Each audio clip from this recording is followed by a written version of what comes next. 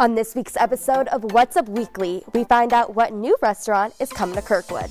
And later, we have our very own Woo pumpkin carving competition to celebrate the beginning of October. What's Up Weekly starts now.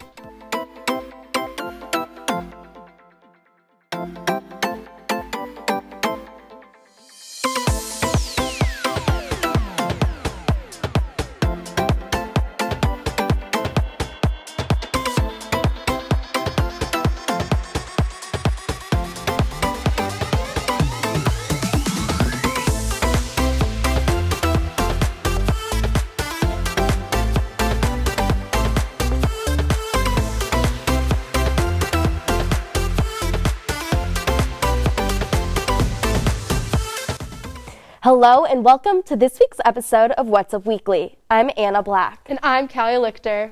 Raising Cane's is coming to Bloomington. That's right. The popular fast food chain is set to open up on Kirkwood Avenue.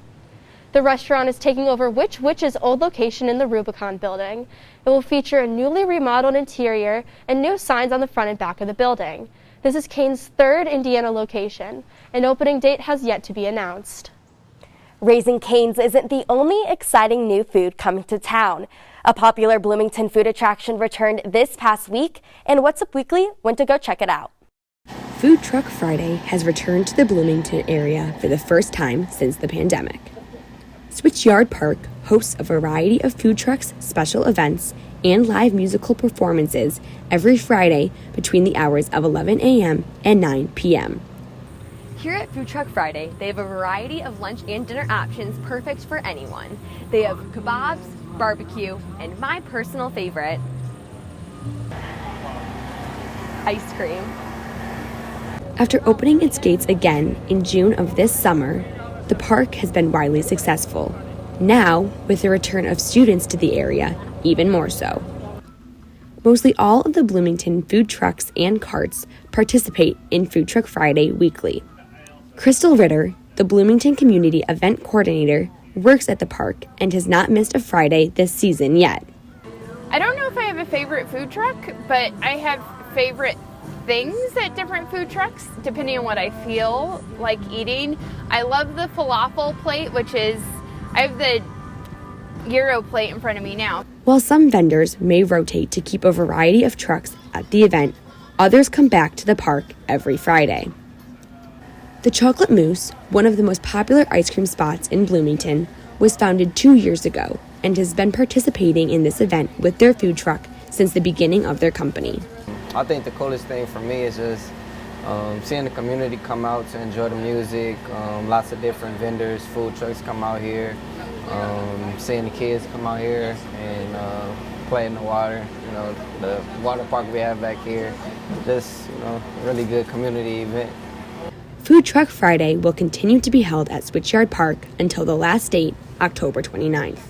For What's Up Weekly, I'm Bridget Taylor.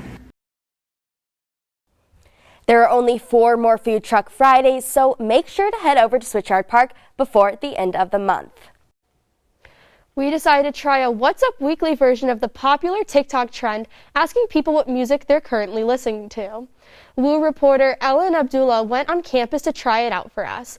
Let's hear what people are listening to. I'm here at the sample gates this morning to ask some fellow IU students what they're listening to. I'm listening to this song called Forever from the show Elite. I've been binge watching. It's really good.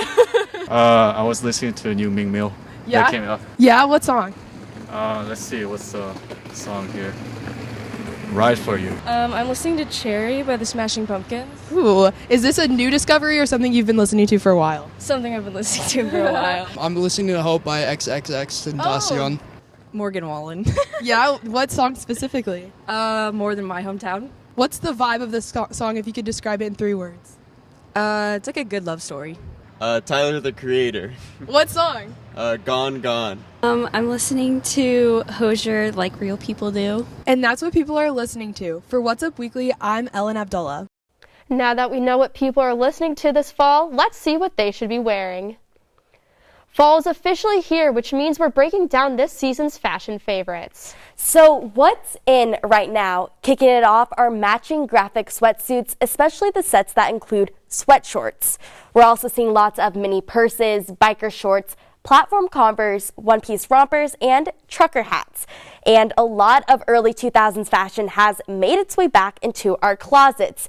Things like hair claws, low-waisted jeans, chunky hoops, long jean shorts, and flared yoga pants. As for trending colors, well, we're going to see a lot of mocha and caramel browns, creams, tans, black, and dark greens. And things to look out for are oversized blazers as part of going outfits, cropped cardigans with matching tanks, and puff sleeves.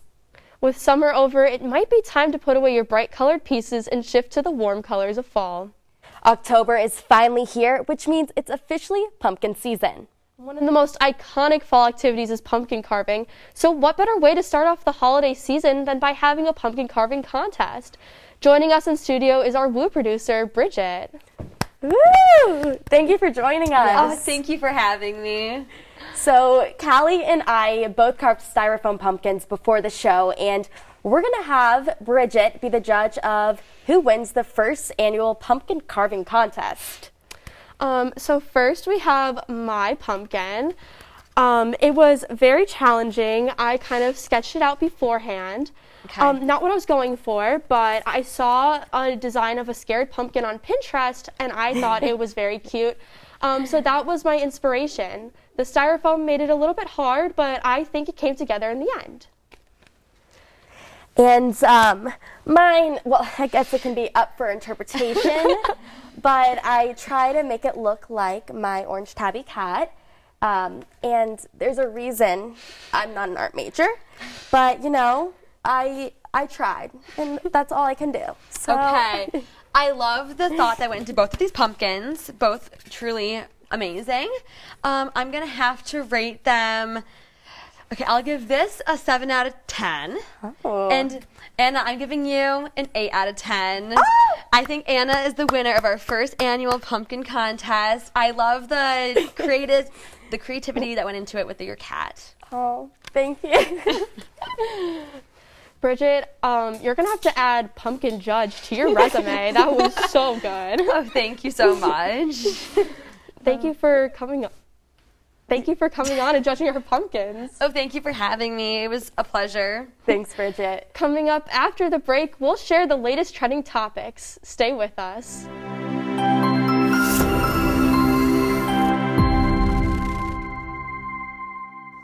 Let's get into this week's trending topics. Netflix's new series Squid Game is set to become the platform's most popular show.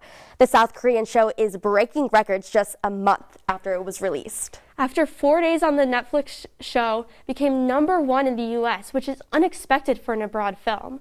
The show overtook Lupin as the most watched foreign language title on Netflix. The records don't stop there.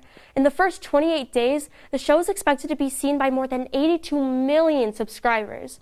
Those numbers are impressive, seeing as that it is more viewers than cable primetime views combined over the past year. Squid Game is set to unseat Shonda Rhimes' Bridgerton as the most popular Netflix show of all time.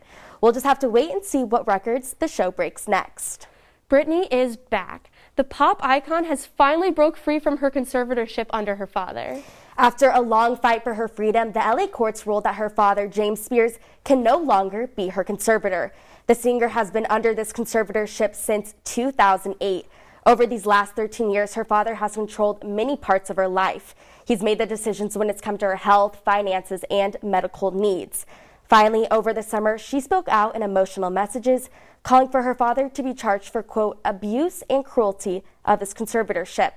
James Spears made comments about how he's only been doing what's best for her. Now, the singer's father is trying to reach a $2 million settlement to cover legal expenses and his salary. Britney's attorney has not agreed to this at this time. Speaking of famous singers making headlines recently, this year's Super Bowl just announced its halftime performers. Most years it's only 1, maybe 2 performers, but for 2022, the audience gets a whole lot more, and it is star-studded to say the least. The stacked lineup includes Eminem, Dr. Dre, Snoop Dogg, Kendrick Lamar, and Mary J. Blige. The Super Bowl will be on Sunday, February 13th in LA. The artist will be performing at the LA Rams and Chargers' new SoFi Stadium. I will definitely be losing myself during this halftime show while they show some California love. And that's what's up this week. Tune in next week for more local and entertainment news. Be sure to follow us on social media. Follow us on Instagram and Twitter at IUSTV News. For What's Up Weekly, I'm Anna Black. And I'm Cali Lichter. Thanks for watching, and we'll see you next week.